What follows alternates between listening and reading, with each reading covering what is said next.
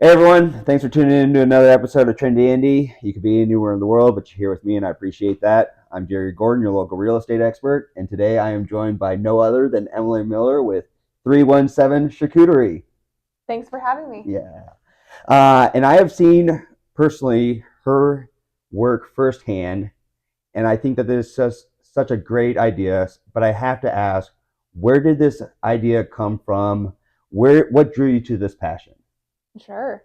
So I've always been in like food, restaurant, hospitality industry. Okay. And ended up going to Butler, go dogs, and always have to throw that out there. And then I studied my junior year in Italy and came back from that experience with just, it's redundant because everyone who goes there loves Italy, but I fell in love with the culture, like Sure. everyone says, and especially their culture around food and community. And it's a 3 hour meal without phones and TVs and all of that. You're really connecting with your food and the people you're with. Right. And I discovered charcuterie a few years later, and I was like, this is the concept I've kind of been looking for, that is something I think Americans can kind of understand Right. in a way, and then you have a charcuterie board at a event. People will gather around it because it's pretty, it tastes good, gets people talking about their food and engaging with each other. So Well, it must have been one heck of a trip to have so much impact on your life and then to start this venture. yeah, Wow, that's amazing. So yeah, thanks for sharing that. And so nowadays, people are celebrating so many different things and walks of life, rightfully so. What services do you guys provide? And then what about ordering as well?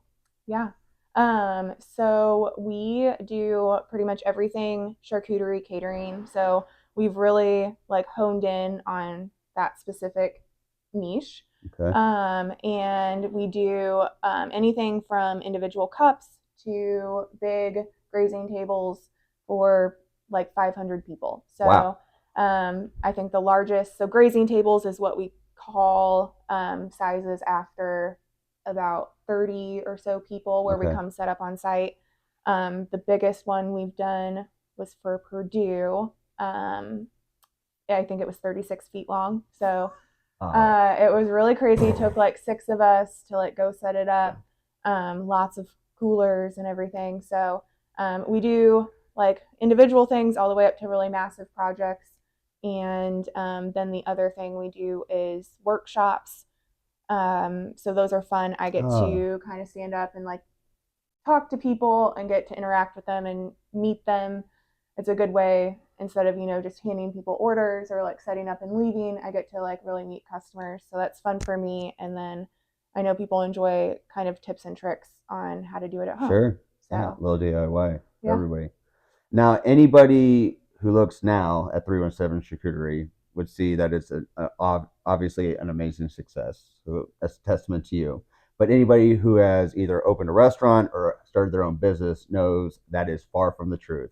So, can you tell me a little bit about what your days were like when you first started and how your days have evolved since? Yeah.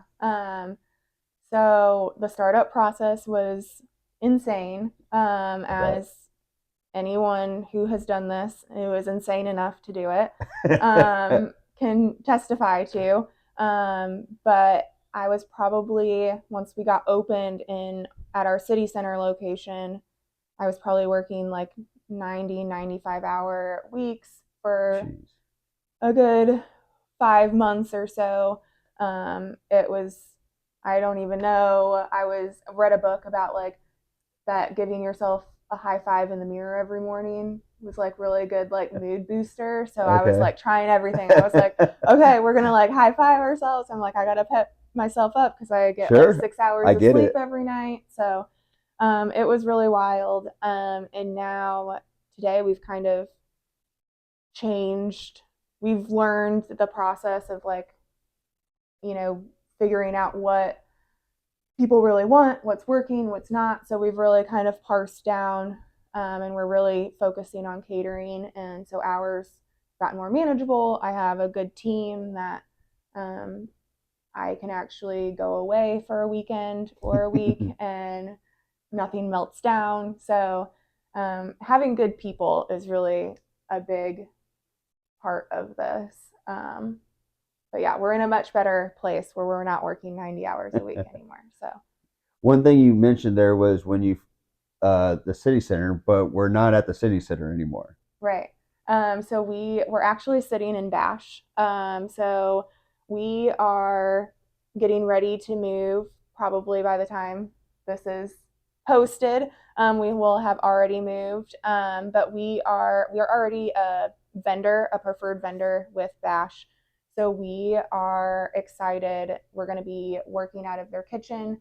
Um, we already cater a lot of events for them, and so we're just going, we'll still be 317 Charcuterie. So I've gotten some questions about, are you just becoming like a part of Right. Bash? We're still going to be our own company. Right. We're still doing our like pickups and deliveries, but everything will be pre-order in events. So That's awesome. yeah. Congrats. So we're sitting in Bash, totally matches the vibe. And so was scaling always part of the plan, or what had you envisioned when you first started? That is a good question. I was like planning to hopefully survive when I first started. So I think it's still up in the air as far as where this eventually goes. I've had people reach out and be like, "Can you have another location at this place or this place?" So that's always kind of in the back of my mind. People have asked about franchising, Oh, wow. but I don't know. So right now I'm really focused on this location and just making it the best it can be, and we'll kind of see where that takes us. But Taking it day by day. yeah. And so but day by day leads to years, and you've been doing this for a long time. So, in your experience, since you've started this, has there been a favorite or like a unique occasion that you've provided that sticks out to you? Well, going back to the Purdue table, that Massive. was massive. So that was a really big like puzzle and fun to figure out how we were even going to make that happen. So that was really fun. The other, we've started partnering with the Colts on some projects. So that has been, Go blue. yeah. So that has been really fun. We recently got to do, okay, well, not so fun of an event because it was a celebration of life, but we did get Right. to go and do a table at the Colts hangar. So that was fun. I was like, can I take pictures of like the planes and stuff that were in there? And they're like, no, for security purposes. And I was like, Mm. I feel like so important right now. Well, you are And important. that, well, thank you. But no, so that was a cool experience. And we've done some stuff for like the draft for Ursay and stuff. So, um, yeah. That's very cool. And like I said, I think that this is such a great idea. What is one of your what would you say is your favorite part of working with your passion? Well, I've always been interested in like having my own business and everything. So just being able to, I mean, in the beginning, it was just working all the time, but now Chaotic. it's kind of, yes, kind of forming in a way that I do have more control over my schedule, which is nice. But I also get to do a really like creative thing. I'm kind of a, it would be like left brain, um, more like creative minded person, um, which adds its challenges to the business side of things because I'm like, I don't want to sit behind the computer and do numbers all day. I Right. want to make pretty things. So, but it's nice that a lot of what I do get to do is just creating pretty things. And I get to taste delicious cheeses and bring people together. And it's just fun to all of that and be able to interact with the community who really loves the product. Well, I would say that your creativity definitely shines through with Thank you. everything. So now, when you are dealing with scheduling in your chaotic days, when you're not working, what would people find you doing, or what are you passionate about outside of work? Sleeping, no. Some sleeping. But no, we really like to travel when we can. We have two dogs, so we recently adopted a second one. So we are Good for always you. busy with them. They are crazy. Our first one is an Aussie, so Okay. she is too smart for her own good and just wild. She's currently trying to help teach our The second one second. we brought home. So the other day we were trying to teach him how to sit, and she was like whacking his butt with her paw, trying to get him to sit. She's like, "We get treats if we just do this, so just sit down." But yeah, so we do a lot with them. We recently moved to Carmel too, so right now it's a lot of like house projects Yeah. and things as well.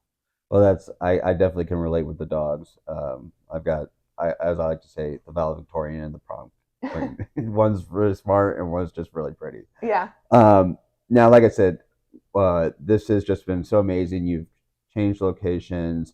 What support have you had from the community?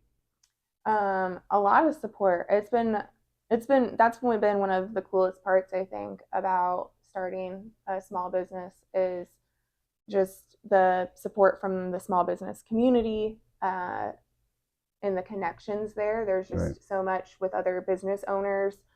Uh, it's been really cool. One of the things recently, we posted about moving, and that's always, as a small business owner, like kind of pivoting and taking something in a new direction is a little nerve wracking because Sure. you don't know how it's Yeah. going to be accepted.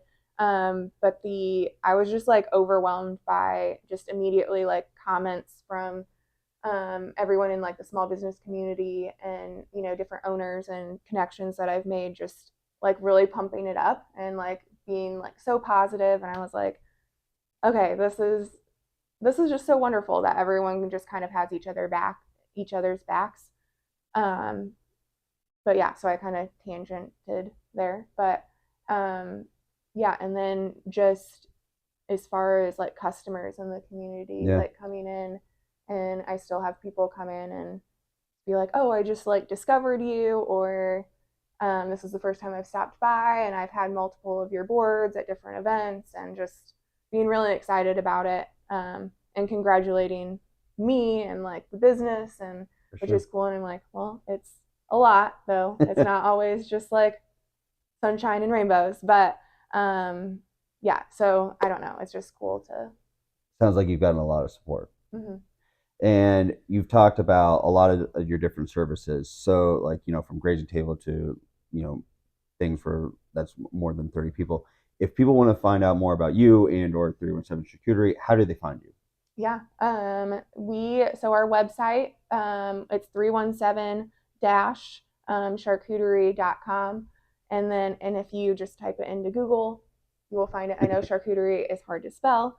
It took me a while too. So, and then our Instagram, we try and post a lot on, and by we, I mean me, because all the hats. Yes. But 317 charcuterie underscore. Again, if you just type in 317 charcuterie, it will pop up.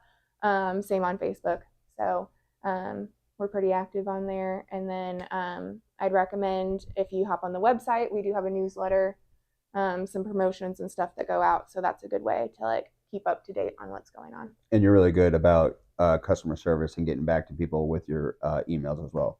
I will say that. So, one last section that I have is called Wins and Wines. Mm-hmm. So, as far as is there been throughout the years that you've been doing this, is there something that you consider to be a big win or something that has given you momentum to be like, you know what, I'm here, we're Mm-hmm. established. Yeah. I mean, I think it's going to kind of go back to like some community things Okay. in small business world.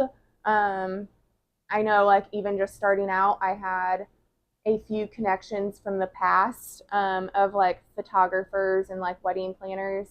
And when I started this up, like reached out to them and they were like, yes, we're going to do a styled shoot. Like we're going to like help you get this going. So the fact that, you know, people were excited about the new venture, like right off the bat, and people who already had, you know, followers on social media and ways to help me get the word out, that was that was huge in the beginning. And then they've just continued to be supportive. Um, so from like influencers to, like I said, photographers, videographers, wedding planners, and then like venues like Bash partnering with us. A lot of people were on their preferred vendor list, so a lot of people like get recognition if they haven't heard about us from the list of vendors they're given when they're planning an event here. So that's great. And then just the recognition, like more recently through working with the Colts, has been great. I think that's exciting. Any like big sport, like local sports team, like people get really excited to be like, I'm gonna say we're the official charcuterie sponsor of the Colts or whatever. But put that badge on. Yeah, so it hasn't been named officially. I don't know that they actually have that position available, but that has been really cool too and exciting to kind of see people excited about. Yeah, I love you. I love that whole tie back to community right there. Now, on the flip side, has there been something where you've gone home to your husband and your two dogs and just been like, kind of throwing your hands up in the air and just kind of said, I don't know if this is the right thing, if I'm doing the right thing? Yeah, for sure. I don't know if that sounds bad, but so yeah, I would say definitely like the back end of business Yep. is really difficult sometimes. And, you know, when customers come in and they're like, oh my gosh, I love your product, I love your business, sometimes it's like, okay, that's a great reminder because I'm really struggling, you know, today with the Department of Revenue or with trying to get through and talk to someone at the energy company, or a cooler broke down. Like there's so many like different pieces to behind the scenes, and then like overhead cost of, you know, taxes and building expenses and labor and just all the things that kind of go into it, licenses and things that are required for doing business. So there's a lot that goes into it on the back end that is just,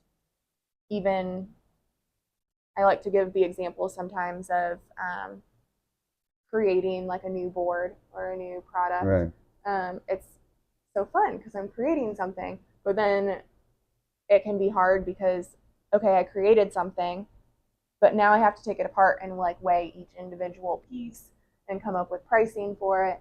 So then it kind of takes the creativity away, and now I have to get into business mode, which for me kind of like sucks the joy out of just having created something pretty. So sounds like I'm being a super downer. No, it's the joys of wearing all the hats when having your own business. Yeah. So. And I mean, anybody who has their own business can totally empathize and relate. So I know that I could talk with you about this all day, and I know that you love and you're passionate about it, especially with the creativity. But if anybody wants to know more, feel free to tag, share, comment. If you've had any experiences with 317 Charcuterie, I know Emily would love to hear it. So drop a comment below. Thanks. Thanks.